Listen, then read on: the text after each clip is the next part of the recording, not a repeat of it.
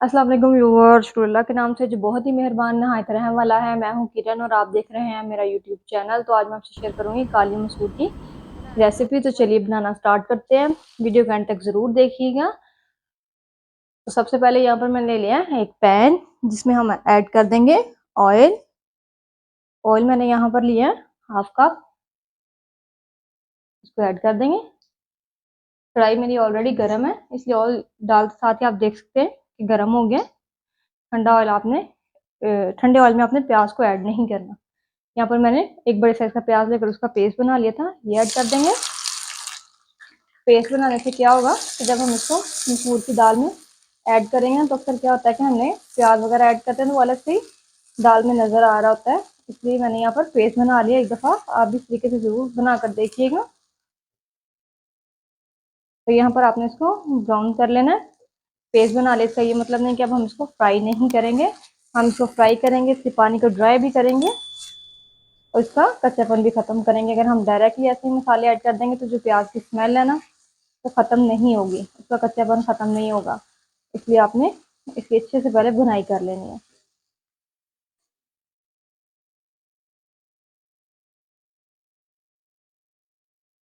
तो यहाँ पर आप देख सकते हैं कि प्याज को फ्राई होते हुए 3 मिनट हो गए हैं। अब मैं इसमें अदरक लहसुन का पेस्ट शामिल कर दूंगी। अगर आपके पास अदरक लहसुन का पाउडर है तो आप वो भी यूज कर सकते हैं। तो ये देखिए यहाँ पर मैंने अदरक लहसुन का पेस्ट ऐड कर दिया। अब अदरक लहसुन का पेस्ट ऐड करने के बाद आपने इसको अच्छे से 3 से 4 मिनट के लिए भून लेना है। इससे इसकी स्मेल भी खत्म हो जाएगी, कच्चापन भी खत्म हो जाएगा। अदरक की एक बहुत ही गंदी सी स्मेल होती है, इसलिए आपने इसको ज़रूर फ्राई करके ख़त्म करना है, नहीं तो ये सारे खाने को आगे जाकर ख़राब कर सकती है। तो यहाँ पर आप देख सकते हैं मुसलसल चम्मच चलाते हुए मसालों को अच्छी तरह से भून रही हूँ। तो भुनाई आपने इसकी बहुत ही अच्छे से करनी है।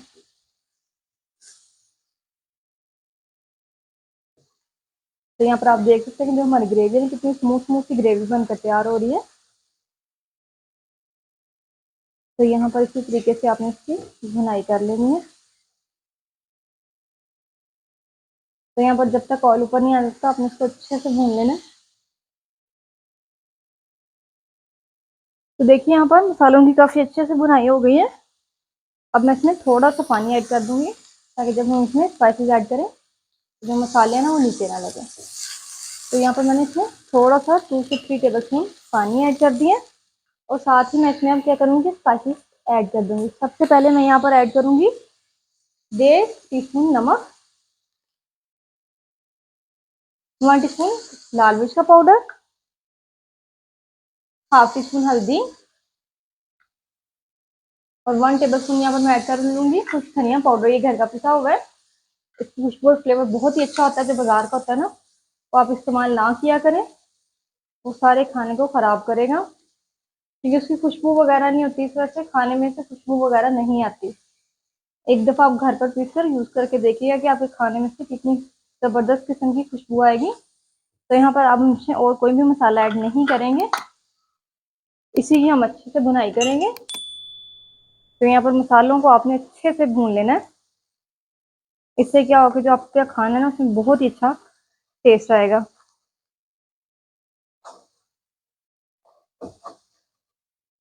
और इसी दौरान अगर आप मेरे चैनल पर नए हैं तो मेरे चैनल को सब्सक्राइब करें, लाइक करें, शेयर करें और साथ ही बेल के बटन को प्रेस कर दिया करें, ताकि मेरी आने वाली हर नई वीडियो का नोटिफिकेशन सबसे पहले आपको मिलता रहे। तो यहाँ पर आप देख सकते हैं कि कितने अच्छे से इसकी भुनाई हो गई है।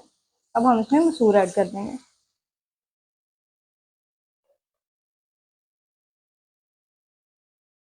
तो देखिए यहाँ पर मैंने ले लिए मसूर, जिनको हम ऐड कर देंगे। 1.5 पाव मैंने मसूर लेकर उनको अच्छे से धोकर भिगो कर रख दिया था, सारे ऐड कर देंगे। बाउल को अच्छे से साफ कर लेना और मसूर ऐड करने के बाद आपने जिसकी भुनाई है ना सिर्फ 2 मिनट करनी है, बहुत ज़्यादा इनको भूनना नहीं है। इससे क्या होगा कि जो मसूर है वो हार्ड हो जाएंगे और घुलने में ज़्यादा टाइम लेंगे।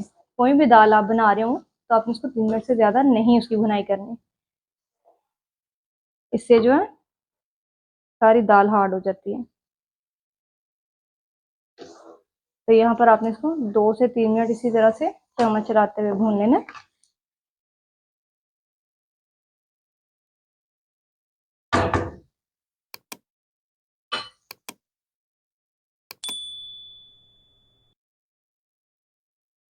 तो देखिए यहाँ पर 3 मिनट हो गए हैं इनको भूनते हुए और मैंने काफ़ी अच्छे से भुनाई कर ली है। इससे ज़्यादा हम इसकी भुनाई नहीं करेंगे, नहीं तो गलने में टाइम ले लेंगे। अब मैं यहाँ पर 2 लीटर पानी ऐड कर दूँगी इस तरह से, और इसको हम कवर करके लो टू मीडियम फ्लेम पर 25 मिनट के लिए पका लेंगे। चलिए मिलते हैं 25 मिनट के बाद। तो जैसा कि आप यहाँ पर देख सकते हैं कि दाल को पकते हुए 25 मिनट हो गए हैं। ढक्कन को मैं स्टेज पर हटा दूंगी, चम्मच को एक दफ़ा हम इसमें चला देंगे। तो ये देखें माशाल्लाह से हमारी मज़ेदार सी दाल है पककर बिल्कुल तैयार हो गई है और इसका पानी भी सारा ड्राई हो गया है। तो यहाँ पर आप देख सकते हैं, अपनी मर्ज़ी से आप इसको जितना आप थिक करना चाहे कर सकते हैं। अगर आप इसी तरह से थोड़ी पतली खाते हैं इसको ऐसे भी रख सकते हैं। और अभी अगर आपने अभी तक इस तरह से मसूर नहीं बनाया ना, तो एक दफ़ा आपने इस तरीके से बनाकर देखने हैं, बहुत ही मज़े के बनते हैं और बहुत ईजी रेसिपी है। तो यहाँ पर मैं इसमें इतनी ही ये थिकनेस रखूँगी कि ठंडे होकर ना थोड़े और गाढ़े हो जाएंगे। तो इस वजह से मैं इसको कवर करके यहीं पर चूल्हे को ऑफ कर दूंगी। चलिए जी अब हम इसका तड़का तैयार कर लेते हैं। बहुत ही सिंपल सा इसका तड़का है, तो चलिए तैयार करते हैं। तो यहाँ पर मैंने ले लिया एक पैन जिसमें मैं ऐड कर दूंगी बटर। तो यहाँ पर मैंने 3 चम्मच मक्खन ले लिया है, इसको डाल दूंगी। इसको आप अच्छे से गर्म कर लेना, साथ साथ इसको मिक्स करते रहना ताकि जो बटर है ना वो जले नहीं। अच्छे से इसको मेल्ट कर लेंगे। तो देखिए मैं बटर जो है वो घर का यूज़ कर रही हूँ, आप बाजार का तो आप वो भी डाल सकते हैं। साबुत लाल मिर्च डाल दूंगी, 4 से 5 मिनट ले लिए, इनको भी हल्का सा इसमें कड़कड़ा लेंगे और अब हम इसको दाल में ऐड कर देंगे।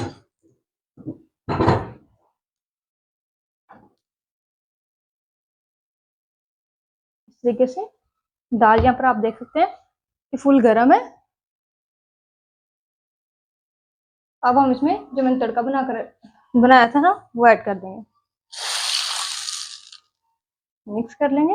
थोड़ा सा मैं इसमें पैन में भी डालूंगी ताकि जो भी बटर लगा हुआ है ना वो सारा उतर जाए। मिक्स कर लेंगे। तो देखिए माशाल्लाह से मज़ेदार से मसूर की दाल बिल्कुल तैयार है।